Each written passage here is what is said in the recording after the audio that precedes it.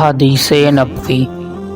ہشام بن عروہ نے اپنے والد سے روایت کیا، وہ حضرت عائشہ رضی اللہ تعالیٰ عنہا سے، کہ انہوں نے حضرت اسماء سے ہار مانگ کر پہن لیا تھا، وہ گم ہو گیا۔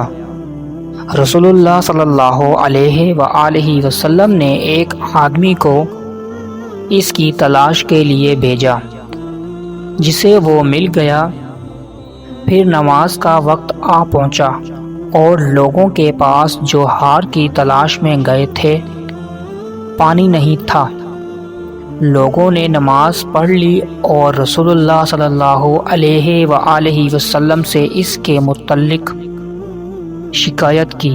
بس خداوند تعالیٰ نے تیمم کی آیت اتاری، جسے سن کر اسود بن حضر نے حضرت عائشہ رضی اللہ تعالیٰ عنہا سے کہا، آپ کو اللہ بہترین بدلہ دے، واللہ جب بھی آپ کے ساتھ کوئی ایسی بات پیش آئی جس سے آپ کو تکلیف ہوئی تو اللہ تعالیٰ نے آپ کے لیے اور تمام مسلمانوں کے لیے اس میں خیر پیدا فرما دی۔